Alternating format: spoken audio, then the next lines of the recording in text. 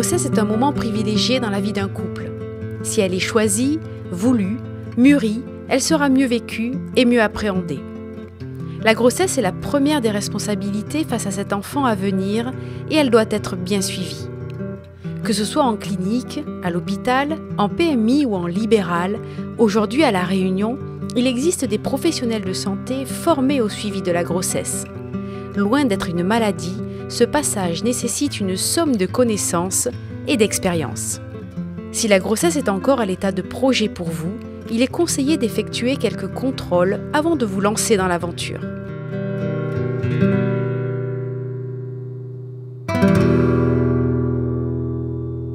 C'est mieux de prévoir la conception et la grossesse parce qu'il y a un certain nombre de recommandations qui sont à appliquer avant la mise en route d'une grossesse. Entre autres, il est recommandé de prendre de l'acide folique. C'est une vitamine dont le but est de diminuer le risque de certaines malformations. Et on ne peut prendre ce médicament que si on est allé voir son médecin traitant avant la conception. Il est préférable de prendre de l'acide folique avant de tomber enceinte et dans tous les cas jusqu'à 2 mois de grossesse. En cas de maladie connue comme le diabète ou une maladie génétique dans la famille, il est préconisé de consulter et de se protéger contre certaines maladies infantiles. Il y a des vaccinations qui sont actuellement recommandées également avant la mise en route d'une grossesse. C'est le cas de la rougeole parce qu'il y a malheureusement une recrudescence des cas de rougeole et qui est une maladie qui peut être très grave pendant la grossesse et qui peut être également très grave pour le bébé qui vient de naître. Donc il est à l'heure actuelle recommandé de vérifier que le papa et la maman sont bien vaccinés contre la rougeole avant la conception. De la même façon pour la coqueluche.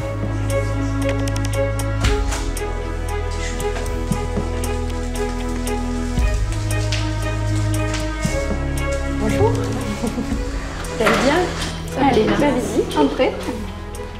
Le suivi de la grossesse peut être assuré par le professionnel de santé de votre choix. Il sera votre référent et vous le verrez tout au long de cette belle période. Effectivement, la grossesse peut être prise en charge par la sage-femme, par le médecin traitant, par le gynécologue.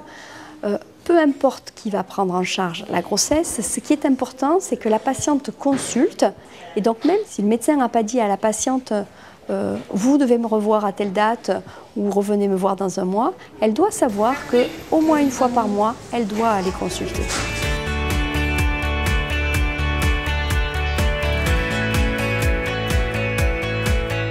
La première consultation est décisive.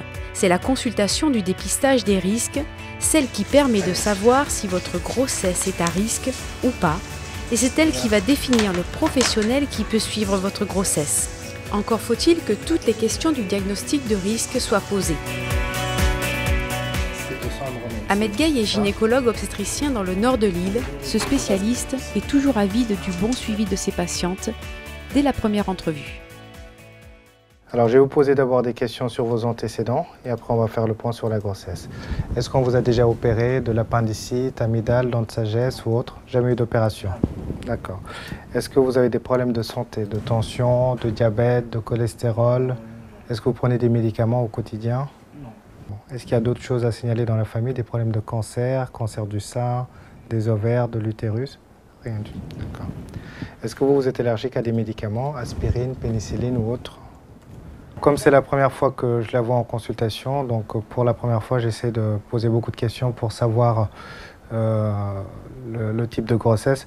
L'objectif, c'est dès le départ, savoir si c'est une grossesse à risque ou une grossesse tout à fait normale et physiologique.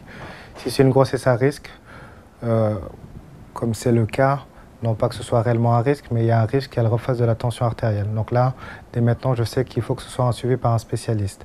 S'il n'y avait aucun problème particulier, là, j'aurais pu tout de suite lui dire qu'elle peut être suivie soit par son médecin traitant, soit par une sage-femme, soit par un spécialiste, selon ce qu'elle souhaite. Mais effectivement, la première fois, je pose beaucoup de questions. Alors, donc, on va passer à côté, je vais vous examiner. Vous serez pesé car il est normal de prendre du poids pendant la grossesse. Mais une prise de poids excessive peut entraîner des complications pour la maman et son bébé. En début de grossesse, une prise de sang permet de connaître votre groupe sanguin est de vérifier votre immunité contre la rubéole et la toxoplasmose. Si vous n'êtes pas immunisé contre la toxoplasmose, il faudra prendre quelques précautions alimentaires et faire un contrôle tous les mois. Lors de chaque consultation, chaque mois, des gestes simples sont répétés pour vérifier le bon développement de votre bébé et pour s'assurer de votre bonne santé. La recherche d'œdème, c'est-à-dire de gonflement notamment au niveau des jambes, et la prise de la tension sont indispensables.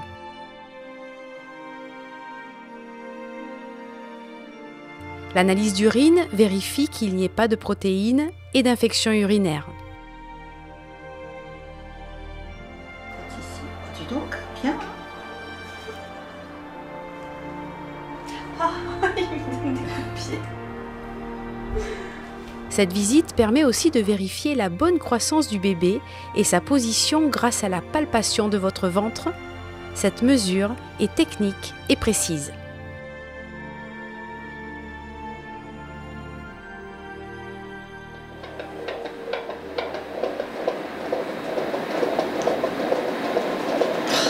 C'est le plus beau bruit du cœur que je n'ai jamais entendu de toute ma vie.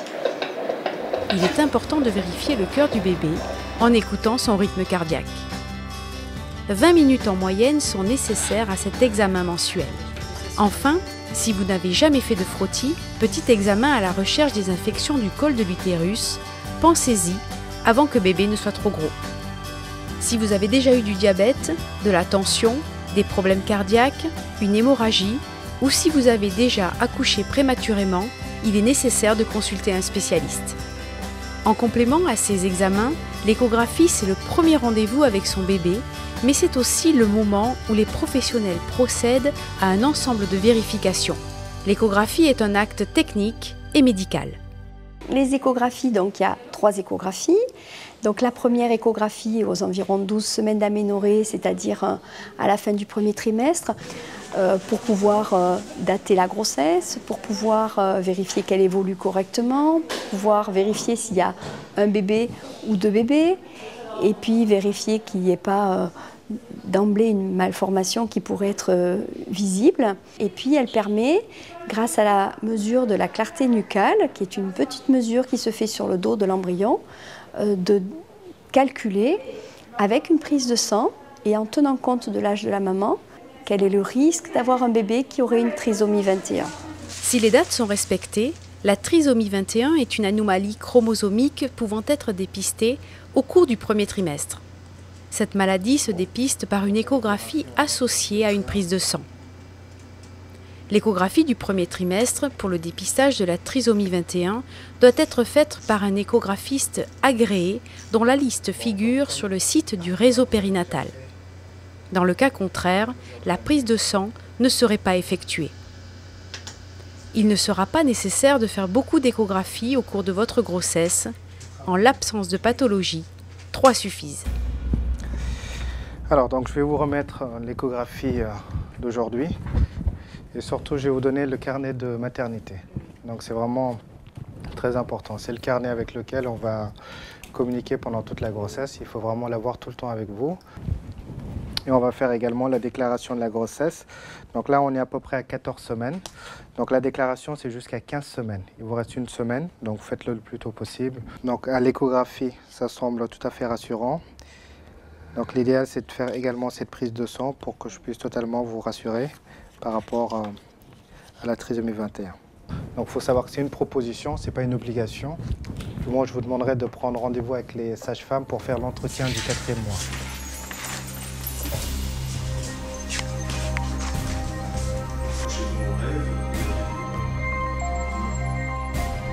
En fait, je vais vous montrer les différentes positions et on va essayer de les faire.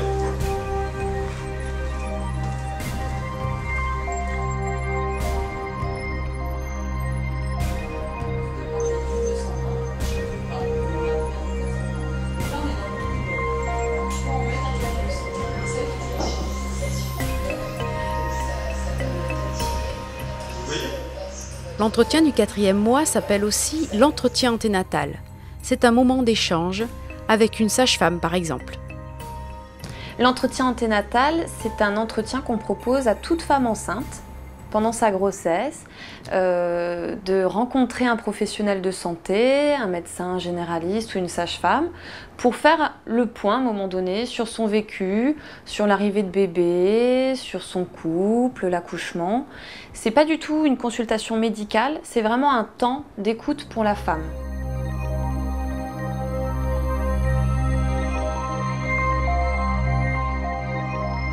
Lors de cet entretien, on peut proposer à la future maman ce qu'elle souhaite. Est-ce que c'est une préparation dite classique avec des exercices physiques, de respiration sur les ballons, ou est-ce qu'elle veut expérimenter plutôt de la relaxation, de la sophrologie? Des sages-femmes aussi proposent de l'acupuncture ou une préparation à l'accouchement avec de l'homéopathie. Enfin, c'est quand même, on peut proposer aujourd'hui beaucoup de types de préparation à l'accouchement différentes, et c'est aussi ce moment-là, pendant l'entretien, qu'on peut envisager tout ça avec la future maman. Je me sens épanouie dans ma vie de tous les jours. Il y a un bien-être et puis ça me déstresse quand je viens la consulter. Dans les autres grossesses, j'ai été suivie que par des gynécologues ou des médecins généralistes, mais pas par une sage-femme. Et là, c'est différent. Pendant toute la grossesse, il y a cette prise en charge à 100% des consultations, des échographies, de l'entretien anténatal, de la préparation à l'accouchement, et ensuite du suivi à la maison pour la maman et le bébé. Sauf que la communication, elle se fait peut-être pas assez bien sur ces possibilités-là. Seule une femme sur 5 réalise l'entretien anténatal, c'est très peu. Je pense que peut-être les femmes, elles n'osent pas, elles sont peut-être pas assez informées sur cette possibilité, et puis elles n'osent pas, elles se disent peut-être que préparer mon accouchement, faire de la relaxation, faire du travail sur les ballons ou de l'aquagym, peut-être que ça va me coûter très cher, donc je vais peut-être pas oser, alors qu'elles peuvent. 3e, 4e, 5e, 6e mois, l'embryon est devenu fœtus. Bébé grossit, il est temps de procéder à la 2e échographie. Donc il y a 3 échographies, celle du 1er trimestre, celle du 2e trimestre, qui se fait donc, on parle toujours en semaine d'aménorrhée pendant la grossesse, donc il se fait en général à peu près vers 22 semaines, donc il fait à peu près 6 mois, et vous avez l'échographie du 3e trimestre qui se fait donc vers 32 semaines, donc on est à peu près 7-8 mois. Celle du 2e trimestre, elle est importante parce que c'est elle qui va nous permettre d'observer tous les organes qui sont quasiment complètement formés, et donc de pouvoir faire ce qu'on appelle une échographie morphologique du fœtus. Donc on va pouvoir le regarder en sa totalité, aussi bien que ce soit les organes donc de tout l'abdomen, le thorax, le cœur, on va regarder les poumons, on va regarder les reins, on va pouvoir voir le tube digestif avec son estomac, avec le côlon qui commence à apparaître. On va pouvoir regarder les membres qu'on a déjà aperçus à l'échographie du 1er trimestre, mais on les regarde un petit peu plus en détail, vous allez pouvoir compter les doigts, regarder que les pieds sont en bonne position, et on va regarder aussi tout ce qui est la face, des choses qu'on voit très bien à ce terme-là, donc vous allez pouvoir bien voir les lèvres, le nez, les yeux des bébés, et on va pouvoir aussi regarder l'intérieur du cerveau qui a commencé à bien se développer, qu'on voit beaucoup mieux qu'au 1er trimestre, et surtout des structures qui n'existaient pas encore au 1er trimestre.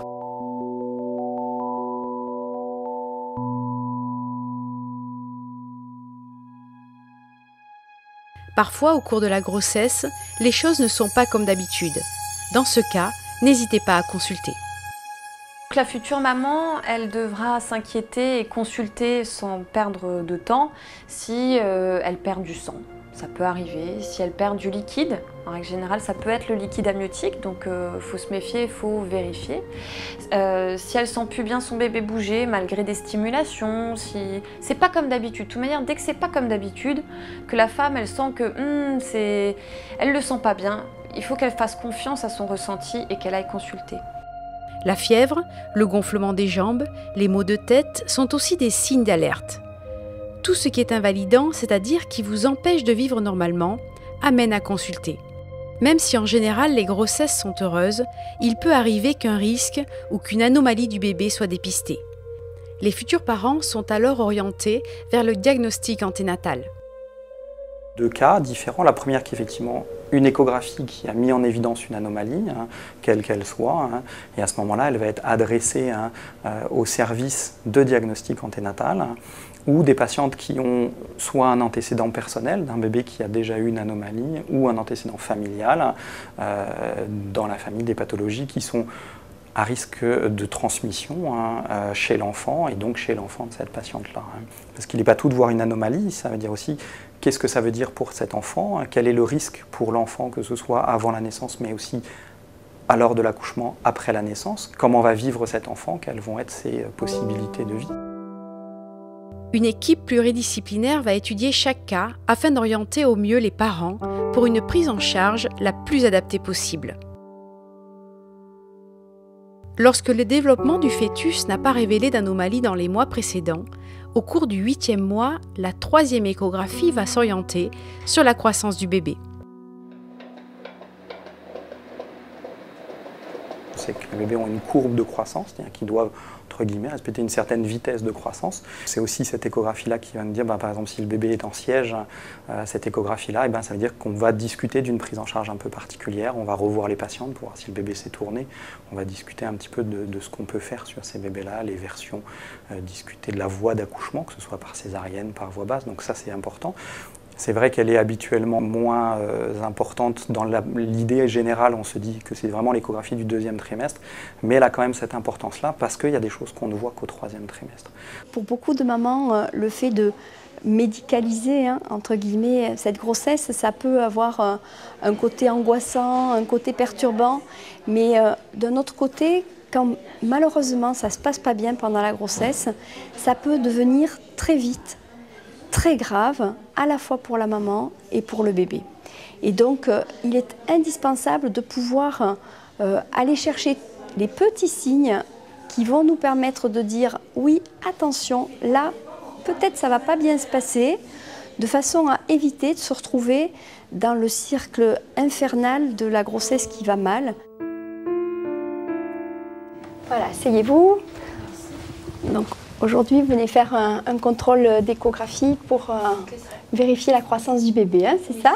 Voilà. Donc, rappelez-moi, on est à quel terme de grossesse? Alors, je suis à 35 semaines et 3 jours. D'accord, donc 35 semaines, ça fait presque 8 mois de grossesse. Et donc, on vérifie que ce bébé se développe normalement et surtout qu'il grossit correctement. Ouais. Très bien. Allez, si vous voulez vous installer sur la table d'échographie.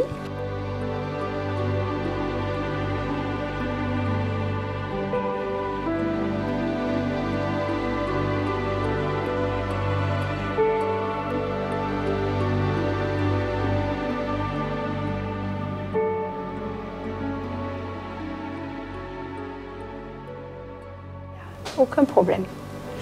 Voilà, tout va très bien. Tant mieux, c'est une bonne nouvelle. Rassurée. Suite à une consultation chez mon gynéco, on a supposé un retard de croissance, d'où ce suivi en hôpital de jour. Et il s'avère qu'aujourd'hui, ça va. Tout va bien. Il vaut mieux consulter pour rien que pas consulter alors qu'il se passe quelque chose.